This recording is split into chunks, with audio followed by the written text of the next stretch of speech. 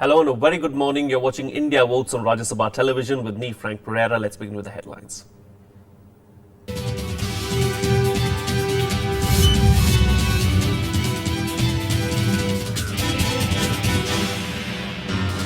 Heavyweights make most of the last leg of campaigning for the biggest phase of Lok Sabha polls on Thursday. Sonia, Rahul, Modi hit campaign trails.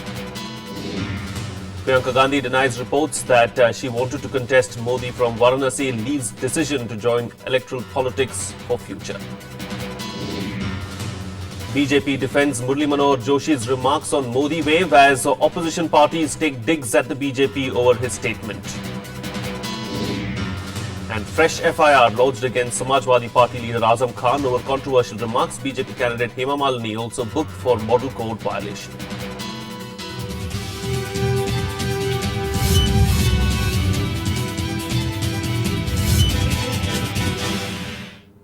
And let's welcome our guest on the show on India Votes this morning. We have with us the political editor of the Business Standard, Aditi Fadnis, here with us in our studio. Very good morning, Aditi, and welcome to the show. Let's take a look at the newspaper headlines now with Aditi. Of course, the Hindustan Times talking about this particular story. Now, Parag hurls book at Prime Minister is what the Hindustan Times is saying. Similar headline here in the Pioneer as well. Lax Prime Minister allowed Colgate is what Parag is saying, and he of course is the former coal secretary, and this is going to be a major issue, isn't it? I mean, political parties or the opposition is going to come down hard on the Congress on this particular statement. And this. Well, there are two books, one his former media advisor Sanjay Baru's book, and the other one this book, and both of them make the point in different ways that the Prime Minister was a weak person who could not handle the ministers and his associates. And Parag's book is important because he was, the Prime Minister was coal minister at the time when Parag was coal secretary. In between, he also shared other ministers, and he has made the most damaging claims in the book that one coal minister sought a bribe of 50 lakh rupees to appoint the Coal India chairman. Another minister took bribes and still didn't allot coal blocks and so on and so forth. So the whole thing is really murky, and the timing is also questionable, isn't it? Well, if you look at the Indian Express, the Prime Minister's daughter is interviewed as having said that she was assured that the book will, Dr. Baru's book will come out after the elections. Now, frankly, yeah, okay, it could have come after the elections, but that doesn't matter that much. The Prime Minister's prestige would still have been hurt. And she's also attacked the contents of the book. Yes, she has. And she's, I think she said that the book puts together conversations in direct quotes. Those conversations, according to her, never happened. This is what Aditi is in fact talking about. The Indian Express, they're carrying that particular story. Unethical betrayal. Prime Minister's daughter voices family anger, and that's the article there that Aditi was talking about. Let's move on now to some more headlines, and of course this is another story that's on across the newspapers. Of course, Rahul has Priyanka Gandhi talking here. Rahul has often told me I should contest Priyanka. No one in my family would ever stop me, is what Priyanka has gone on to say, and that's of course in the Times of India and the Hindustan Times as well, carrying that particular story. Priyanka denies she planned to take on Modi, and there is no one who stopped her from doing so, is what Priyanka is saying. Adi, what's your take on this particular story? Well, I'm not at all surprised that the denial has come, because we all, those who cover the beat regularly, know this, that although there is a demand from the Congress that she step out in a more active role, she has decided that she won't until she decides when she will. So, and that point of decision has not come yet. So, frankly, I think the sources that the Times of India interviewed were very keen to show that they are close to Priyanka Gandhi, and made several claims on her behalf, which was simply not true. So it was a wrong story, and she has denied it. Okay, wrong story, and she has denied it. So let's put that aside and move on to the other story. Of course, yesterday was Ambedkar Jayanti, and the political parties decided not to leave Ambedkar out of the political race as well. They decided to bring in the great man and play politics with him as well. Mayawati now has come out and slammed Narendra Modi, Mayawati slams Modi or Ambedkar is the Hindu's headline. She has come out and said that Modi knows precious little about the great man. He doesn't know anything about him, so he should refrain himself from talking about B.R. Ambedkar. And there are other newspapers as well. The Indian Express here, which says on Ambedkar Day, BJP says UPA favored Muslims over Dalits. So no one's being spared this election season, Aditi. Well, it's opportunity to do politics, and politics can be done, but I mean, these are all sideshows in a sense.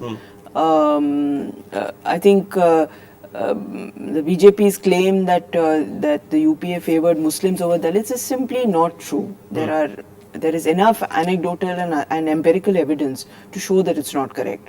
But then this is the season for politics, and it's important that we take note of all this. All right. There was of course an NDTV survey that was conducted yesterday, and the results of which were out yesterday. And then the Times of India carrying that particular article as well. For first time, opinion poll gives NDA clear majority. They've given 275 seats to the NDA, and certainly, at least this particular opinion poll believes that Modi wave is working.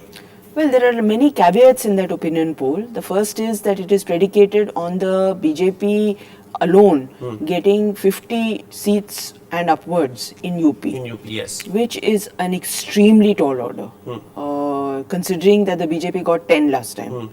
So that's number one. Number two, it predicts, possibly expectedly, that the BJP will make big gains in Bihar. So that's not a surprise.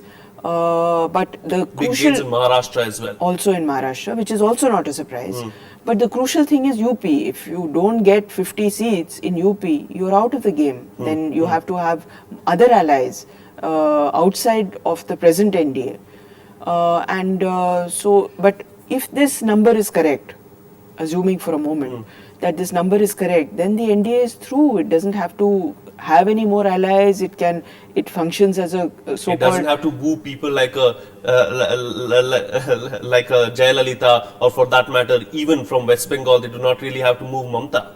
Sure, and then we have to ask ourselves whether they are going to be gracious in victory, and or they're just going to go hell for leather and just decimate the opposition. Also, I think the number to look at is the number that they are giving to the Congress alone, which slips into double digit, is arguably the Congress's worst performance to date. And clearly rules out any possibility of any third front forming a government. Because with single digit, the Congress cannot even support anybody from outside to reach the 272 mark. Indeed, of course. And another story that's making headlines is this particular story where Hindustan Times has gone with this headline. Congress spokesman calls Atal Bihari Vajpayee weakest prime minister ever. BJP hits back. And Advani in the meantime has come out and said that Vajpayee's rule was much better than Nehru's or Gandhi's. So this is also going to continue for a few more days, isn't it? Yeah, all this is you touch it and leave it, because these are all claims and counterclaims. It's rather odd that having cited Vajpayee as the man who saw through Narendra Modi, they are now attacking that very man. As you know, a picture of Vajpayee was on the website of the Congress for a couple of days, and the BJP told them to take it down. And now they are attacking him. So these are all claims and counterclaims. I think they are quite divorced from the mainstream of the political thinking that is going on in the rest of the country. All right, and let's look at this headline now in the Indian Express. This is an interesting headline. Jaitley versus Captain, hard fight, harder to call. Hard fight, harder to call, do you believe? Well, if Mr. Jaitley is not going to win that seat, then I'm afraid he's been led up the garden path. Because the Akali Dal forced Navjot Sidhu out of the seat because the brother-in-law of Sukhbir Singh Badal was not getting on with Sidhu. And they took it upon themselves to offer the seat to Jaitley, and told him that they will work for his victory. Now, we have to see, because, Amritsar is a dicey constituency, and not all supporters are supporters of the Badal family. The Congress has a pretty strong sway in that area. So we have to see, it's not so easy.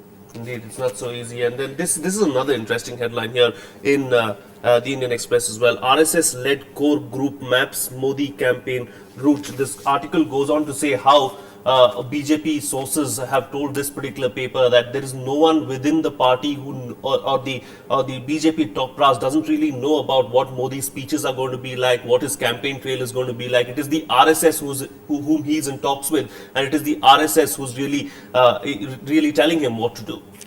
Well, we've known this for some time now, but equally, I don't think it's possible that only the RSS is running the campaign. The BJP has stationed its people all over India, from Assam to Tamil Nadu. The RSS is playing a very important role in getting people out of their homes, but I don't think it's the only group which is running the party.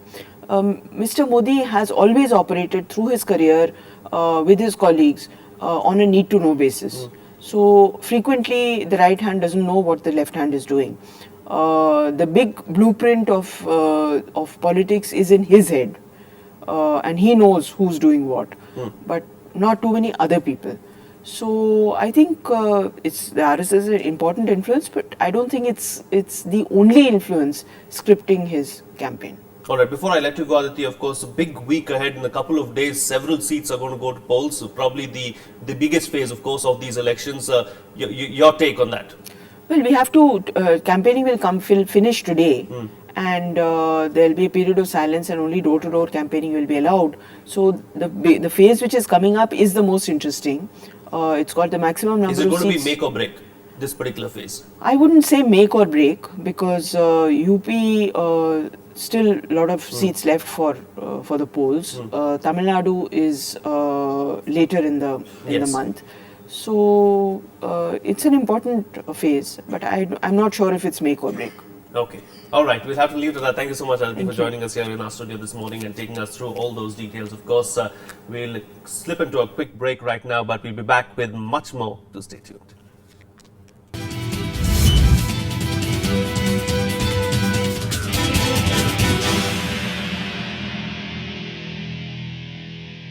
Welcome back. You're watching India Votes on Rajya Sabha television. Well, senior BJP leader Murli Manohar Joshi's remark denying any Modi wave in the country has put his party at a spot just days before the major phases of the Lok Sabha polls begin. Opposition parties took potshots at the BJP over his remarks. The party, however, tried to defend Joshi's statement, saying Modi and the BJP are inseparable. Here's more. This wave or that wave, Modi is the representative of the party as a prime ministerial candidate. So it's not a highly personalized thing, it is a representative wave.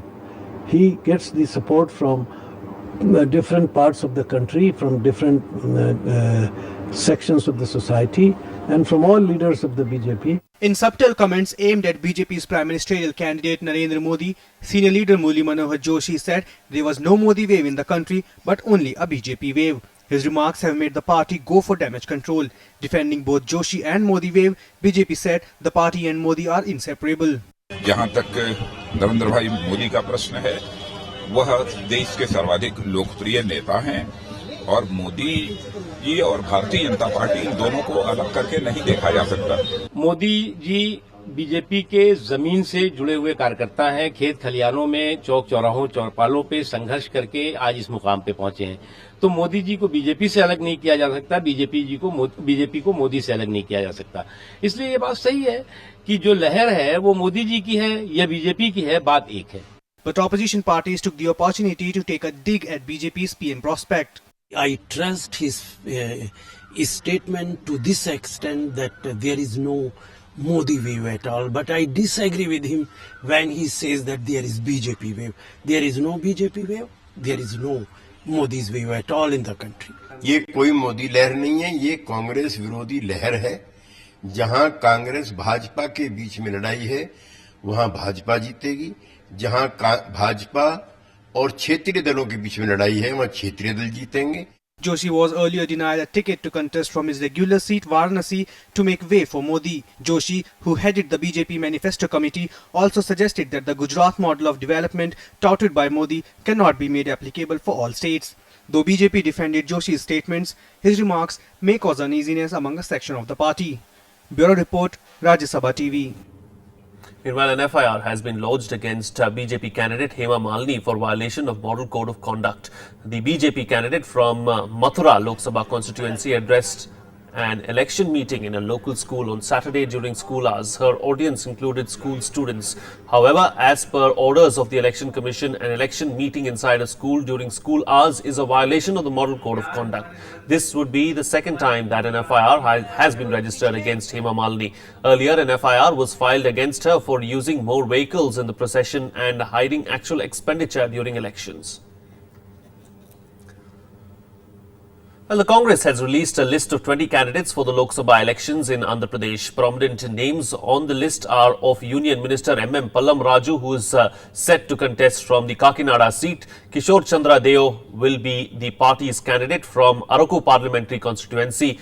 Panabaka Lakshmi will be fighting from Bapatla constituency, and K. Jayasurya Prakash Reddy from Kurnool Lok Sabha seat. The party has also declared a list of 139 candidates for the assembly elections in the state. The list of assembly candidates includes PCC Chief N. Raghuvira Reddy, former PCC President Botsa Satyanarayana, and former Minister P. Balraju. In Bihar, all the three main candidates contesting for the Patliputra seat have one thing in common. They all are linked to the RJD chief Lalu Prasad in one way or the other. While his daughter Misa Bharti is his party candidate, Ram Kripal Yadav, the BJP candidate, and Ranjan Yadav, the JDU candidate, have both been his former associates. Here's more.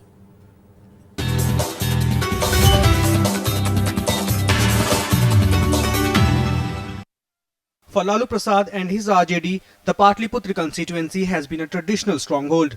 The Yadavs are the dominant population here, but this time, the battle for this seat has become a prestigious issue for Lalu. His daughter Misa is pitted against former loyalist Ram Kripal Yadav, who defected to the BJP. The third candidate, Ranjan Yadav of the JDU, is another formidable candidate, who's banking on the good governance claims of the Nitish Kumar government to sail through. Pataliputra ने पूरे बिहार में हर लोग विकास चाहता है, development चाहता है, विधि व्यवस्था चाहता है और अमन शांति चैन चाहता है. Patliputra has over 15 lakh voters. 8 lakh are men and over 7 lakh are women. At least 4 lakhs are Yadavs, while the other dominant community, the Muslims, count amongst themselves Vaishya and Savarna castes. Evidently, the winning outcome will be decided by caste. Other issues will be the popular anger against power shortage, which continues in the city despite its proximity to Patna. Bihar की जनता राजनीतिक दृष्टिकोण से बड़ा अलग है अन्य राज्यों की तुलना के साथ जुड़ के अपने परिस्थितियों को देखते हैं और उसके साथ चीजों को देखते हैं. All three candidates have their own challenges.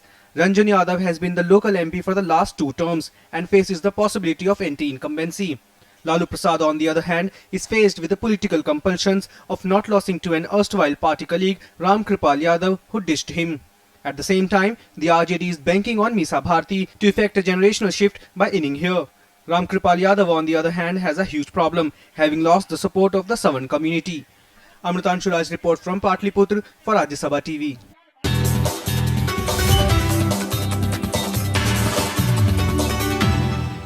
Well, the Amroha Lok Sabha constituency in Uttar Pradesh has been seeking development for a long time now. The constituency is still battling with basic issues like roads and electricity.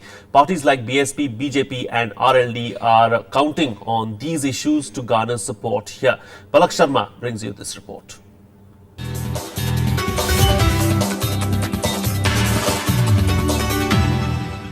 It's a three-dimensional fight in UP's Amroha constituency between BSP, BJP and RLD.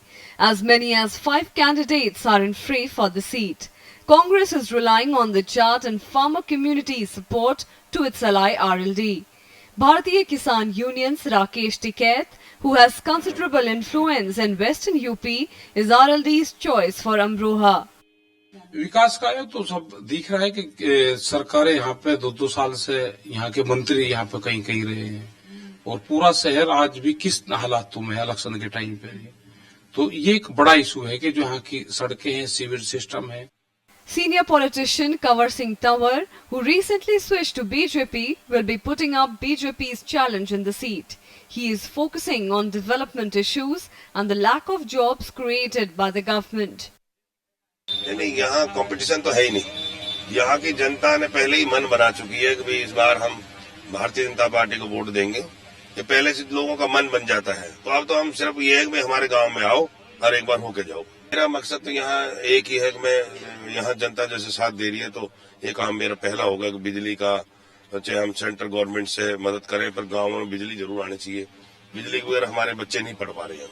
While key issues like development take lead, BSP is taking up the issue of communal divide that has become a key issue in the state, especially after the Muzaffarnagar riots. The constituency has a predominantly Muslim population. देखिए, अमरोहा के अंदर तो बहुत सारे मुद्दे हैं। यहाँ पे कोई डेवलपमेंट नहीं है। यहाँ पे कोई आज तक किसी ने भी ऐसा, जितने भी MP रहे हैं, किसी ने कोई ऐसा कुछ नहीं कराया जिससे रोजगार पैदा हो। इसके अलावा पूरा का पूरा कॉन्स्टिट्यूंसी ऐसी है कि जहाँ पर कोई विकास नाम की कोई चीज नहीं है। अमरोहा शहर को आप देख लीजिएगा कि अमरोहा शहर में तमाम गंदगी है।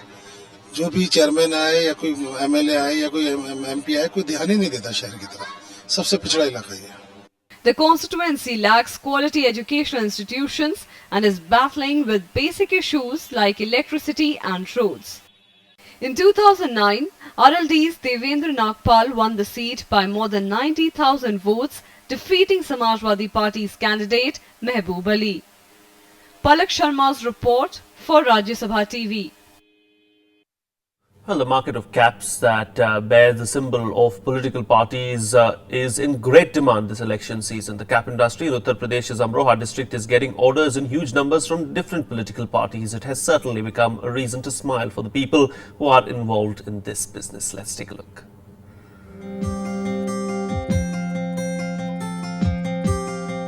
Cap, one of the important feature of almost every political party to display their identity.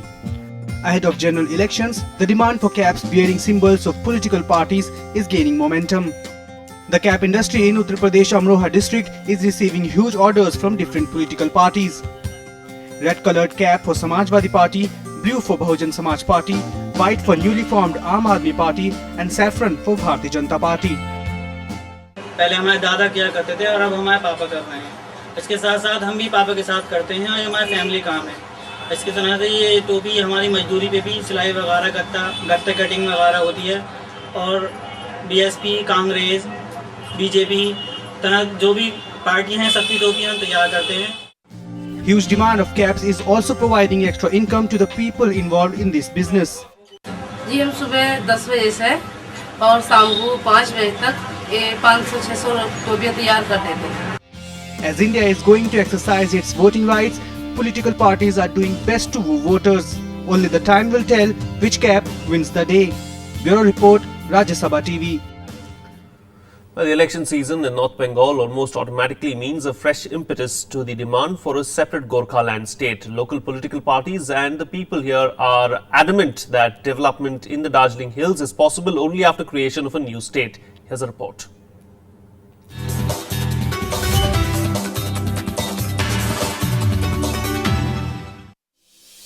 The hills of Darjeeling, a tourist paradise.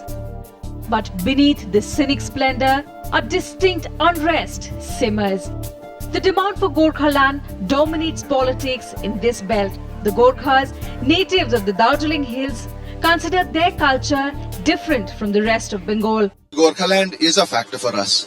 हम इतने साल से हम चाहते हैं कि गोरखालैंड हो, मगर उसके साथ साथ development is also very necessary. राज्य तो हम लोग तो चाहेंगे, तो उसके आगे तो समय लगेगा कुछ, तो उसका आगे जो डेवलपमेंट है तो हम करते करते जाएंगे। Like in 2009, the biggest regional party, Gorkha Janmukti Morcha or the GJM, is lending its support to the BJP candidate SS Ahluwalia in the hope that an NDA government at the centre would fulfill the Gorkhaland demand. GJM chief Vimal Gurung blames the Congress and TMC for holding up formation of a new state. The first time जो BJP को support करते हुए हमारा मुद्दा को वहाँ पर parliament में रखा हुआ, तो हम लोग चाहता हूँ कि ये बार हम लोग को जो मोदी सरकार वहाँ पर आए और हमारा मुद्दा को जो साकार हो, इसीलिए हम लोग दूसरी बार भी हम लोग यहाँ से सपोर्ट करने के लिए अभी हम लोग तय किया है। The demand for Gorkhaland has had its ups and downs. In 1980, the separate statehood demand reached a pitch, but fizzled out with the movement turning violent. Nearly 1,000 people died. In 1988, formation of the Gorkha Hill Council brought autonomous administrative rights to the region. But even this was squandered after squabbles between ministers led to disbanding of the Darjeeling Gorkha Hill Council. In 2011, the Gorkhaland Territorial Administration gave people some new rights. The creation of Telangana from Andhra Pradesh provided the Gorkhaland movement a strong stimulus vis-a-vis development as an issue. Bharatiya Janata party छोटे राज्यों की पक्षधर है सुशासन के लिए और overall development के लिए। अब जहाँ भी जाइए बेसिक चीज पानी से लेके बिजली रास्ता एम्प्लॉयमेंट लेके सब चीज में बहुत कमी है। तो मुझे लगता है कि दार्जिलिंग को ये सब आना चाहिए। दार्जिलिंग को पहले हम लोग शांति लेना चाहिए, एक डेमोक्रेसी और एक डेवलपमेंट के ऊपर हम लोग काम करना चाहते हैं। Inflation, corruption, development take a back seat in the Darjeeling Hills. Here it is about who can give them a separate statehood. The entire politics of Darjeeling moves around the issue of separate state of Gorkhaland.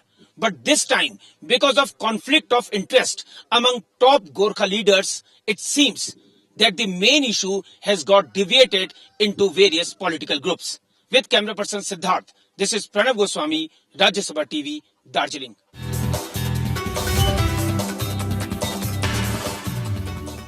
Well, that's it on this edition of India Votes. Thank you so much for watching. Have a good day.